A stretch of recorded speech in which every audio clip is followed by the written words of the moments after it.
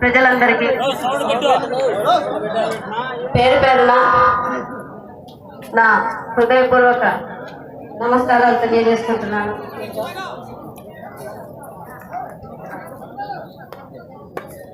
అంబేద్కర్ గారి గురించి చెప్పాలి అంటే గంటలు సరిపోవు, రోజులు సరిపోవు. ఆయన అంత గొప్పగా సాధించారు. ముఖ్యంగా అంబేద్కర్ గారి గురించి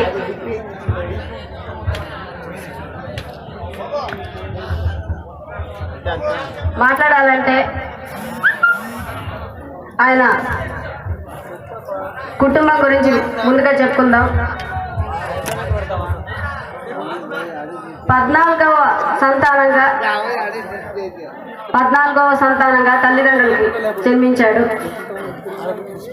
ఆఖరి బిడ్డ. అందరి తల్లిదండ్రులకు ఉన్నట్టే ఎలా బతుకుతాడనే భయం వాళ్ళకి ఉండేది. అటువంటి ఒక పిల్లవాడు ఎంతో మంది ప్రజల తలరాతులు మార్చేలాగా కృషి చేశాడు. ఆయన చిన్నప్పుడు అంటరానితనం అనేది చాలా ఎక్కువగా ఉండేది. ఇప్పుడు జనరేషన్స్ ఎవరికి తెలియదు అంటరానితనం అంటే ఏంటో. హిందువులకి మనకి అతి ముఖ్యమైన గ్రంథంగా మనుధర్మ శాస్త్రం చెప్పుకోబడుతుంది. అందులో ఋగ్వేదంలో ఒకటి రాశారు. అది అన్ని కులాల వాళ్ళు ఈరోజు వినాల్సిన ముఖ్యమైన అంశం. మనకి 4 వర్ణాలు ఉన్నాయండి. మొదటిది బ్రాహ్మణులు. బ్రాహ్మణ్ అంటే బ్రహ్మదేవుడి ముఖం నుంచి పుట్టినవారంట. మరియు క్షత్రియులు ఆయన భుజం నుంచి పుట్టినవారు, బ్రహ్మదేవుడి భుజం నుంచి పుట్టినవారు. వైశ్యులు బ్రహ్మదేవుడి కాళ్ళ నుండి పుట్టినవారు. మరి 4వ వర్ణం శూద్రులు బ్రహ్మదేవుడి పాదాల నుండి పుట్టినవారు. ఈ కుల వివక్షత ఎక్కడి నుంచి మొదలైందంటే పాదాల నుంచి పుట్టినవారు అంటరాని వారంట. శూద్రులు అంటే ఈ 3 వర్ణాలు కాకుండా బ్రాహ్మణులు, క్షత్రియులు, వైశ్యులు, ఈ కాని 3 తర్వాత కులాలు రెడ్డి కానివ్వండి, నాయుడు కానివ్వండి, ఇంకేదన్నా కానివ్వండి, బలిజోలు కానీ అన్ని కులాలు కూడా శూద్రుల కింద వస్తాయి. కాబట్టి ఈ శూద్రులంతా ఒకటి. కానీ రోజులు గడిచే కొద్దీ ఏ గ్రూప్ అయితే డామినేటింగ్ గా ముందుకెళ్తారో, అంటే బలంగా గట్టిగా ఉంటారో, ఆ గ్రూప్ అంతా ఎదుగుతూ వెళ్ళింది. చివరికి అంటరాని వాళ్ళగా మిగిలిపోయింది ఎస్సీలు, ఎస్టీలు మాత్రమే.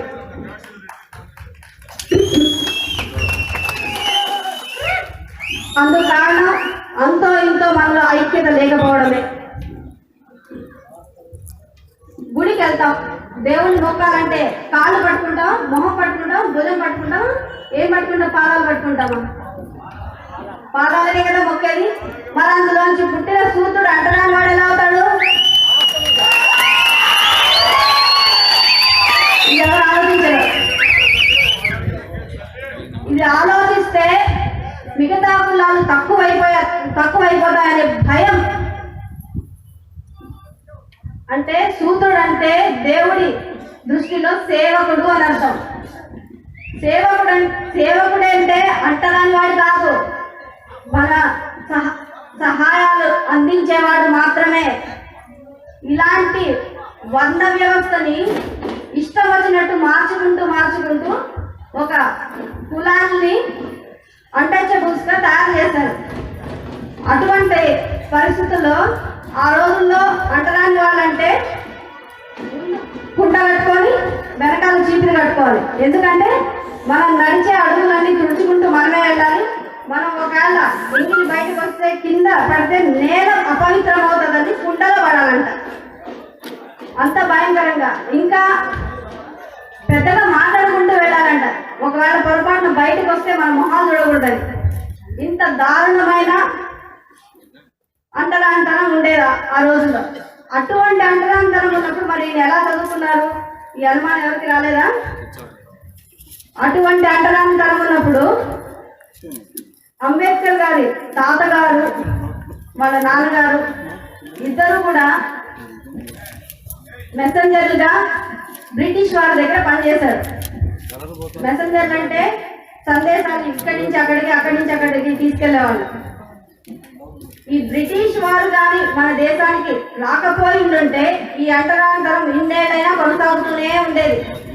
ఈ బ్రిటిష్ వారు వచ్చి మాకు పనిచేసిన వారి పిల్లలకి స్కూల్లో చదివించాలి అని కొన్ని సీట్లు పెట్టారు.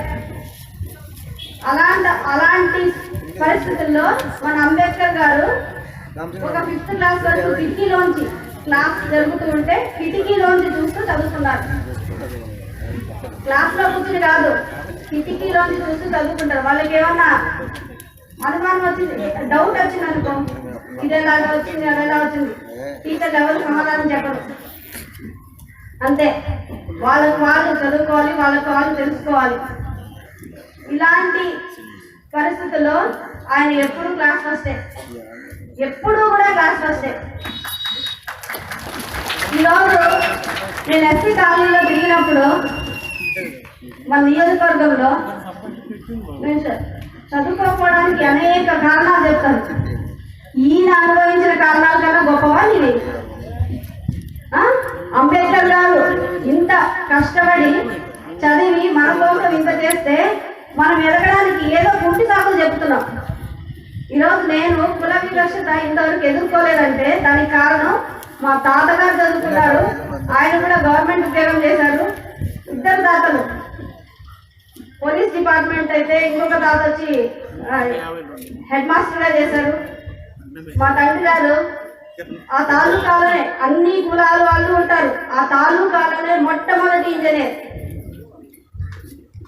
ఆయన. వాళ్ళిద్దరు అలా చదువుకున్నారు కాబట్టే ఈరోజు మేము ఈ వివక్షత అనేది ఎక్కడ ఎదుర్కోలేదు. మరి మీరెందుకు ఆ పని చేయలేకపోతున్నారు? కనీసం మీ పిల్లల్ని ఎందుకు చదివించలేకపోతున్నారు? అంబేద్కర్ గారికి కూడా డబ్బులు లేవన్నా? 14 మంది పిల్లల్లో ఆయన ఎంతమందికి ఒకడు పని చేసి ఎంతమందికి తిరిగిస్తాడు, ఎంతమందికి డబ్బులు ఇస్తారు? అదే నీళ్ళండి తెలియాలి కదా.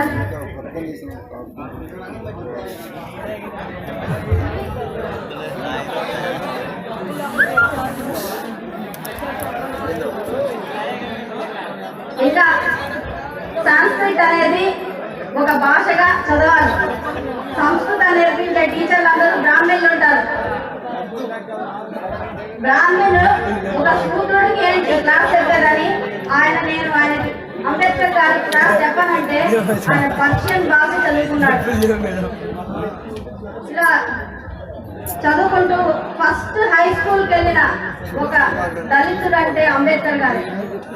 బాంబేకి వెళ్ళి హై స్కూల్లో చేరారు. హై స్కూల్ చదువులు అయిపోతానే చియాజీరావు గారని బరోడా రాజు ఆయనకి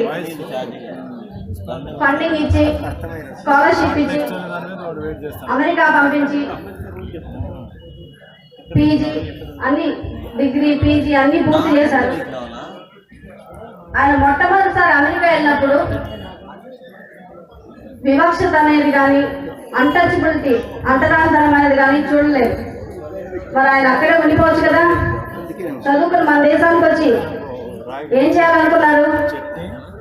మన దళితుల తలరాతలు మార్చాలని అంతా చదువుకొని ఆయన ఆకలించుకున్న ఆ విద్యను తీసుకొచ్చి మన కోసం తర్వాత తరాల కోసం ఆయన పాటుపడ్డారు.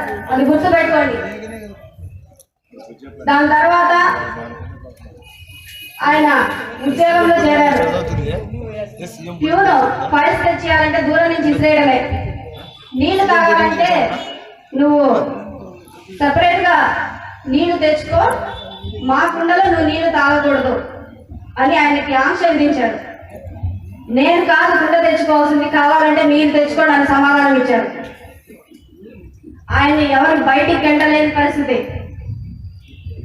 ఈ విమర్శలతో ఆయన చూసి చూసి చూసి ప్రతిరోజు చూసి స్టూడెంట్స్ అయితే ఆయన లెక్చరర్గా పనిచేసినప్పుడు స్టూడెంట్స్ అయితే అంటరాని వాడు ఏంటి, మాకు లెక్చరర్ అంటే ఏంటి. అప్పుడు ఆయన చెప్పాడు, నేను BA ఎకనామిక్స్, MA ఎకనామిక్స్, MAలో major economics, minor sociology, anthropology, మొత్తం 4 సబ్జెక్టు చదివాడు. ఆయన ఒక్కసారి ఒక డిగ్రీ చేయాలంటే ఒక్కసారి 4 డిగ్రీ చేశాడు. ఆయన PhD చేశాడు. First Dalit who travelled abroad. అసలు మొదటి దళితుడు మన దేశాన్ని దాటి వెళ్ళిన మొదటి దళితుడు, అది కూడా విద్య కోసం వెళ్ళింది మాత్రం అంబేద్కర్ ఒక్కడే. అటువంటి గొప్ప వ్యక్తి తిరిగి వచ్చాక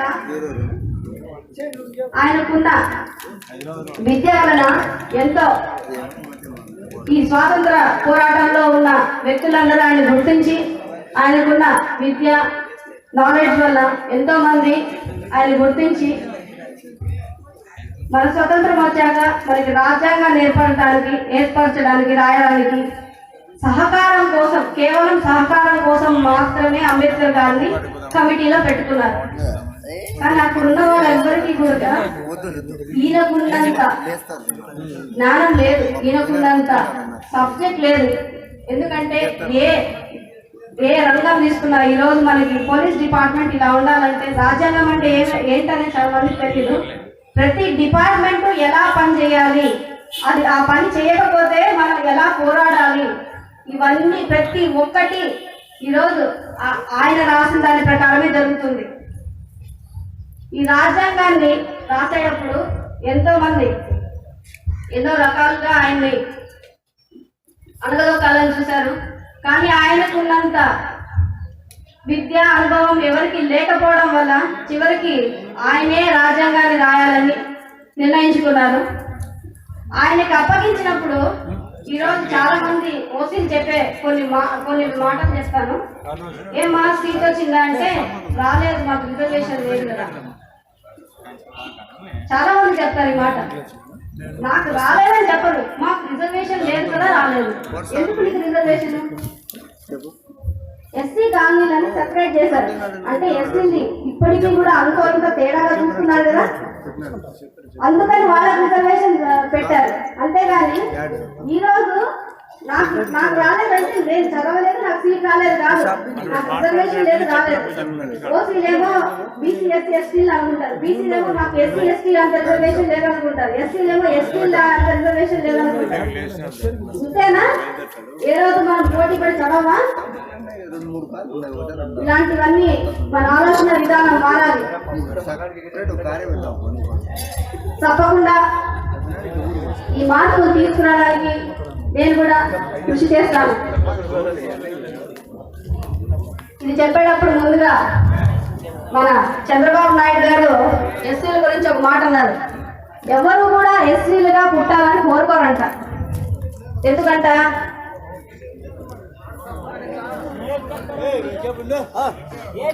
ఒక ముఖ్యమంత్రిగా ఉండి కుల వివక్ష గురించి మాట్లాడడం, అసలు ఇంత ధైర్యంగా మీడియా ముందు మాట్లాడడం అంటే ఇంకా మనం ఇచ్చిన చదువు అనుకోవాలా, ఏమనుకోవాలి?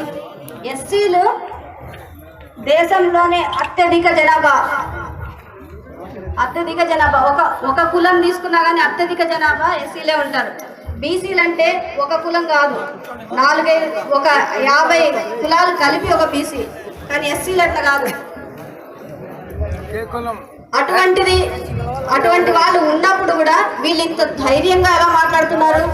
మనం ఇచ్చిన చదువా, మనం ఇచ్చిన మర్యాద వాళ్ళకి చులకనగా కనిపిస్తుందా? మన గురజాడ అప్పారావు గారు అన్నారు, మంచి అన్నది మాల అయితే మాల నేనవుతా. మంచి అనేది ఏ కులమైనా కానీ అది నేనవుతా అని చెప్పారు గురజాడ అప్పారావు గారు. అది మన చంద్రబాబు నాయుడు గారికి ఈరోజు మనం చెప్పాల్సిందే. శంకరాచార్యుల గురించి ఒక చిన్న విషయం చెప్తాను. అందరికీ తెలిసే ఉంటుంది శంకరాచార్యులు. ఆయన కూడా సమాజం కోసం పాటుపడిన వ్యక్తి. ఆయన సన్యాసం తీసుకొని ఎన్నో ఏళ్ళు తపస్సు చేసి తన డిసైపుల్స్తో కలిసి వెళ్తూ ఉన్నప్పుడు శివుడు తనంతట తానుగా ఒక చండాలుడు అంటే అంటరాని వాడుగా వేషం ధరించి ఆ శంకరాచార్యులకి ఎదురొస్తే తప్పుకో అని చెప్తారు శంకరాచార్యులు. అంటే నువ్వు అంటరాని వాడివి అంటారు. పాటుపడుతున్నావు, మరి నన్ను అంటరాని వాడిని అంటున్నావు. నువ్వు పిలిచే గాలే నేను పిలుస్తున్నాను, నువ్వు వదిలే గాలే నేను వదులుతున్నాను. మరి నువ్వు తాకిన నేల, నువ్వు చూసే ఆకాశం అన్ని నేను చూస్తున్నాను, నేను ఎందుకు తేడా అని శంకరాచార్యులను అడుగుతారు. అప్పుడు శంకరాచార్యులు ఆయనలో ఉన్న శివుణ్ణి గుర్తించి తెలుసుకొని ఆ చండాలుల్లో ఉన్న శివుణ్ణి నమస్కరించి వెళ్తాడు. అంటే దేవుడే మన రూపం ధరించాడు, అటువంటి కులం మనది. అటువంటి కులాన్ని అనగదొక్కాలని చూసే వాళ్ళందరూ ఎందుకంటే వాళ్ళకన్నా పెద్ద అయితే మనం ఎక్కడ మాట వినమో, మా కింద మనుషులు ఎక్కడుండరో అనే భయం.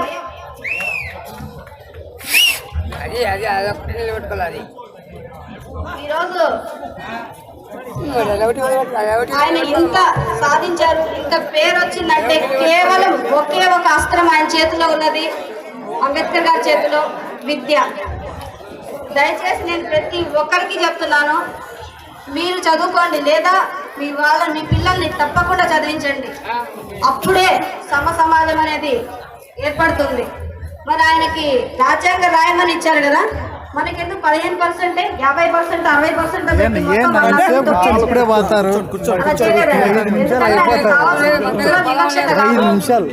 సమాజం కావాలి కాబట్టి ఇంత పర్సెంటే అని పెట్టారు. అందుకు కూడా అంబేద్కర్ కి థ్యాంక్స్ చెప్పాలి. ఇది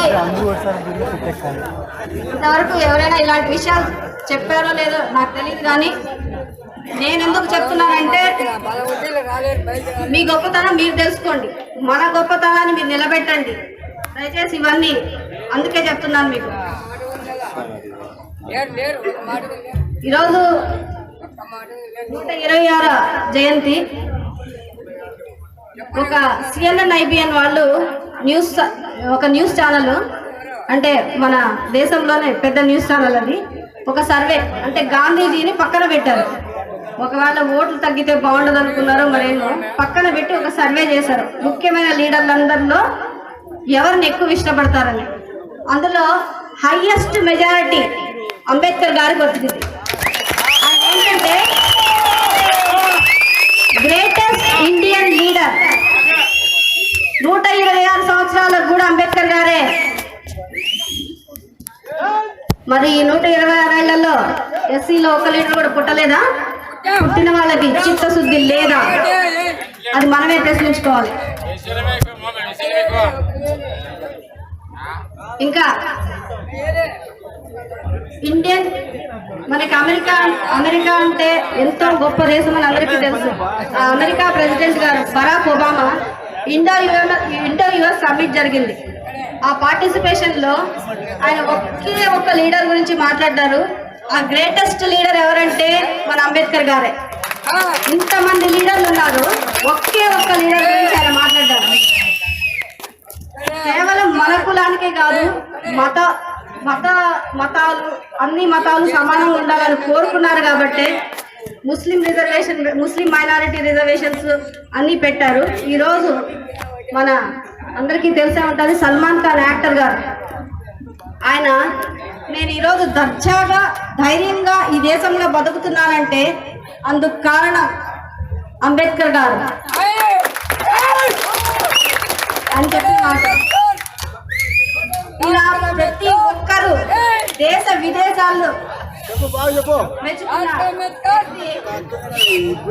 అంబేద్కర్ గారు. మన కాన్స్టిట్యూన్సీలో అంబేద్కర్ గారు స్టాచ్యూస్ అడిగారు, అంబేద్కర్ గారి భవనాలు అడిగారు.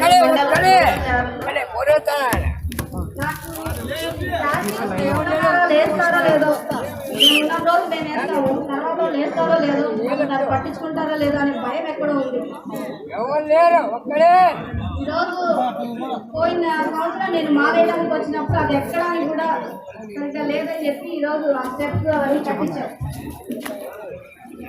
ఈ మాత్రం అంబేద్కర్ గారి గురించి ఆలోచించే అంటే ఇక్కడ ఉన్న లీడర్లు కానీ ముందు ఎమ్మెల్యేలు కానీ ఎవరు ఆలోచించలేదు. కార్లు మాత్రం కొనుక్కుంటూ పోతున్నారు, ఇల్లు మాత్రం కట్టుకుంటూ పోతున్నారు. ఒక స్టెప్స్ మాత్రం వేయించలేకపోయారు. అదేదో మేము చేయగలిగాం, మేమున్న రోజులు చేస్తాము. ఆ స్టాచ్యూస్ కట్టించి అవేవో ఏదో ఒక రోజు శిథిలావస్థలో ఉన్నప్పుడు ఎవరు దానికి మరమ్మతులు కూడా చేయించరు. అటువంటి నేను చెయ్యను. నేనేం చేస్తాననేది ఈరోజు చెప్తాను. నేను ఇంజనీరింగ్ చేశాను, నాకు టెక్నాలజీ అంటే బాగా తెలుసు. అంబేద్కర్ గారి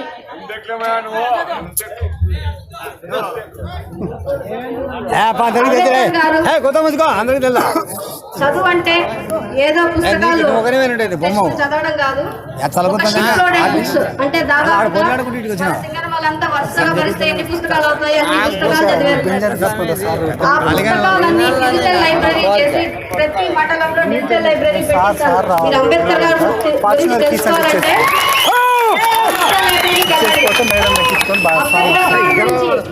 వినాలంటే డిజిటల్ లైబ్రరీకి వెళ్ళండి. అంబేద్కర్ బిడ్డలుగా దళితులు చదువుకోవాలి అంటే అలాంటివైతేనే చేస్తారు. ఎప్పుడు చిరస్థాయిలో ఉండిపోయి మాత్రమే చేస్తారు. సార్ నేను స్వామి దగ్గర తీసుకుని వస్తాను. అవకాశం ఇచ్చిన ప్రతి ఒక్కరికి పేరు పేరుగా కృతజ్ఞతలు తెలియజేసుకుంటున్నాను. ఇంత ఎండలో కూడా ఇంత మీ అందరి ఓపిక కూడా అలాగే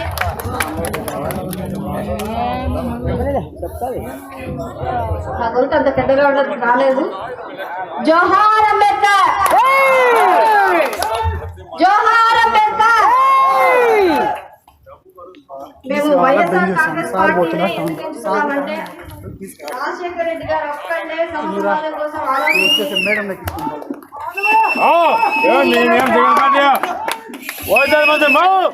కనీసం ఇంట్లో ఉన్నా కానీ సమాజం మారిపోద్దని చెప్పి ఆలోచించారు.